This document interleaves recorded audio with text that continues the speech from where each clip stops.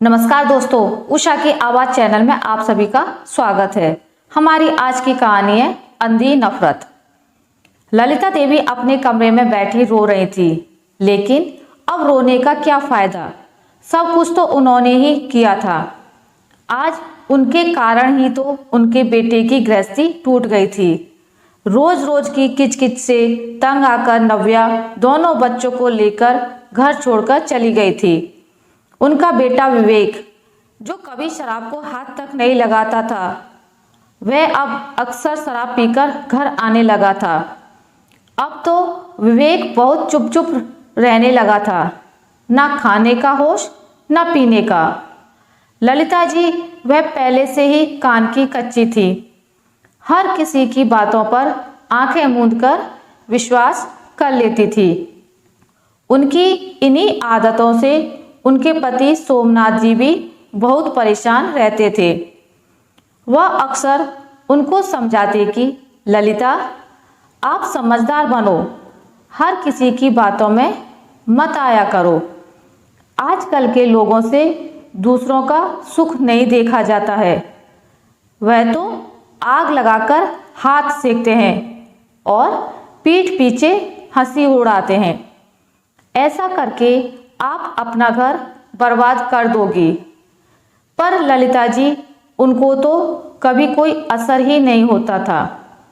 वह थोड़े दिनों तक तो ठीक रहती, पर फिर आदत तो आदत ही होती है, वह नहीं जाती है और वो अपने ही रास्ते चलने लगती थी। आज उनका सुखी संसार उनकी इन्हीं आदतों के कारण बिखर रहा था। विवेक उनका इकलौता बेटा था और एक प्राइवेट कंपनी में मैनेजर था। ललिता जी को अपने बेटे पर बहुत अभिमान था। उनका अरमान था कि वह अपने बेटे की शादी अपने ही पसंद की लड़की से करेंगी और उनका बेटा कभी उनकी पसंद को नहीं ठुकराएगा, क्योंकि वो अपनी माँ से बहुत प्यार करता है। पर उनके अरमान मन में ही रह गए, क्योंकि विवेक कॉलेज में साथ पढ़ने वाली अपनी क्लासमेट नव्या को पसंद करता था और उससे ही शादी करना चाहता था। जब विवेक ने ये बात घर में बताई तो ललिता जी बहुत गुस्सा हुई, लेकिन अपने इकलौते बेटे की जिद के कारण उनको झुकना पड़ा और नव्या उनकी बहू बनकर घर आ गई। नव्या बहुत सुंदर, सलीकेदार, सुशील और समझदार, सुलझे विचारों वाली लड़की थी। वह एक बैंक में जॉब करती थी। उसने घर में आते ही ललिता देवी को छोड़कर परिवार में सबका दिल जीत लिया था। जॉब करने के अलावा वह घर के हर कार्य में भी होशियार थी। उसकी इन्हीं आदतों से उसके ससुर उसको कहते कि तुम तो बेटी से भी बढ़कर हो। तुमने मेरे घर में बेटी की जो कमी थी वह पूरी कर दी। वह अक्सर उसको बहुत आशीर्वाद देते। यह देखकर ललिता देवी चिढ़ जाती थी। हालांकि वह भी समझती थी कि ललिता उनकी सोच से ज़्यादा ही अच्छी है। अगर वो भी बहू लाती तो शायद इतनी अच्छी नहीं होती, परंतु उनका अहंकार उनको झुकने नहीं देता था। इधर इनकी पड़ोसी सहेलियां मंडली, जो कि सभी दोपहर में फ्री समय में मंडली जमाती थीं और उनके सुखी परिवार से मन में जलती थी, वह अक्सर उनको भड़काती। अरे ललिता जी, आपकी बहू को देखकर तो लगता है कुछ ज़्यादा ही मॉडर्न है। नौकरी करने वाली लड़कियां बहुत शातिर होती हैं। अब आपको देखो, आपने कितनी अच्छी लड़की पसंद की थी, पर आपकी बहू ने विवेक को अपने जाल में फंसा लिया और घर पर कब्जा कर लिया। वह जानती थी कि विवेक इकलौता है आगे सब कुछ उसके ही हाथों में होगा। धीरे धीरे ललिता जी के मन में नव्या के प्रति नफरत और चिढ़ के भाव भरते गए थे। पहले ही नव्या उनको पसंद नहीं थी, अब तो और ज्यादा उससे चिढ़ रहने लगी। उसके हर काम में गलती निकालना उनकी तो आदत बन गई थी। इसी बीच वह दादी भी बन गई थी 2 प्यारे बच्चों की। पर उनका नेचर नहीं बदला, बल्कि वक्त के साथ और कठोर होता चला गया। वह किसी न किसी बात को लेकर रोज घर में लड़ाई करने लगती थी। सोमनाथ जी और विवेक दोनों ही उनको समझाते, पर वह एक जिद्दी बच्चे के समान हो गई थी। किसी की बात का उन पर कोई असर नहीं पड़ता था। उनको तो नव्या एक आंख न भाती। नव्या भी अब परेशान हो गई थी। नव्या का भी इसी क्लेश के कारण नेचर बदलने लगा था। वह पहले हर बात सह लेती थी, पर अब जब अति होने लगी तो वह भी जवाब देने लगी और विवेक से अलग घर लेकर रहने को कहने लगी थी। परंतु विवेक उसको कहता कि वह उनको किसके भरोसे छोड़कर अलग हो सकता है। इस वृद्धावस्था में उसको साथ ही रहना होगा। वह अपनी जिम्मेदारी से मुक्त नहीं हो सकता। नव्या इसी बात को सुनकर चुप हो जाती थी।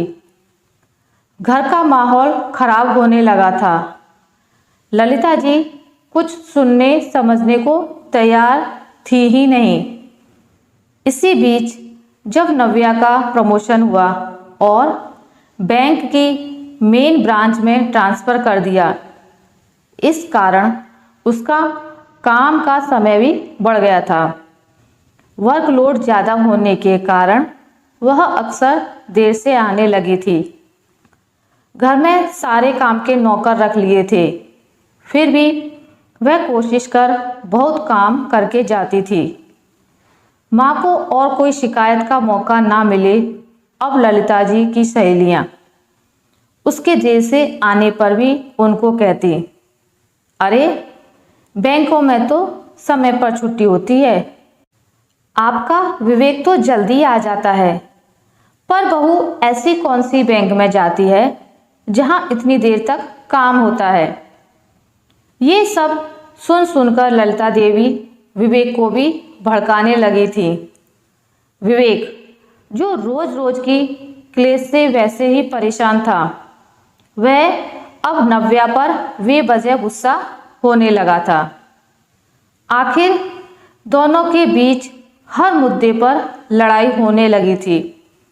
नव्या का भी सब्र का बांध टूटने लगा था और एक दिन उसने घर छोड़ने का निर्णय ले लिया और ट्रांसफ़र करवाकर बच्चों को लेकर चली गई। आज सोमनाथ जी और उनके परिवार के लोग भी ललिता जी को ही इन सब का जिम्मेदार मानते हैं, क्योंकि एक समझदार सुशील बहू की उन्होंने कद्र नहीं की। अपने अड़ियल रवैये और अहंकार और दूसरे लोगों के कहने में आकर अपने ही घर को आग लगा बैठी थी और रो रही थी। आज ललिता जी को अपनी हर गलती का एहसास हो रहा था कि वो नफरत में इतनी अंधी हो गई थी कि अपने ही बेटे के घर को उजाड़ दिया। अब उनको अंदर ही अंदर ये गम खाए जा रहा था। एक दिन उन्होंने अपने बेटे विवेक से बोला, बेटा जा बहू को लेकर आ। विवेक ने कहा, किस मुंह से मैं उसे लेने जाऊं? माँ, मैं उससे किया एक भी वादा निभा नहीं पाया। अपने ही घर में मैं उसकी रक्षा नहीं कर पाया। अब वहाँ तो आराम से है, तो मैं उसका सुकून फिर से बर्बाद नहीं कर सकता। सोमनाथ जी ने कहा, ललिता जी, अब आपकी यही सजा है। अब आप ऐसे अकेले ही रहें और इस घर पर अब बस आपका राज होगा। ललिता जी अब किस मुंह से अपनी सफाई में कुछ कहती। जो वो चाहती थी वैसा तो हुआ था, तो अब वो खुश क्यों नहीं थी। हमें कभी दूसरों की बातों में आकर अपने घर को बर्बाद नहीं करना चाहिए, क्योंकि आग लगाकर कोई बुझाने नहीं आता। हमें अपनी नफरत में इतना आगे नहीं निकलना चाहिए कि हमें किसी की अच्छाई ही ना दिखे। अगर आप किसी से नफरत करने में इतने आगे निकल जाते हो कि आपको किसी की खुशी तक नजर नहीं आती, तो एक दिन ऐसा आएगा जब आप अकेले हो जाओगे और आपके साथ कोई नहीं होगा। आशा करती हूँ आपको मेरी आज की कहानी अच्छी लगी होगी। अगर आपको मेरी ये कहानी अच्छी लगी है तो इसे लाइक करें, ज़्यादा से ज़्यादा शेयर करें, और अगर आप मेरे चैनल पर नए हैं तो इसे सब्सक्राइब करना ना भूलें। मिलते हैं एक नई कहानी के साथ, तब तक के लिए नमस्कार।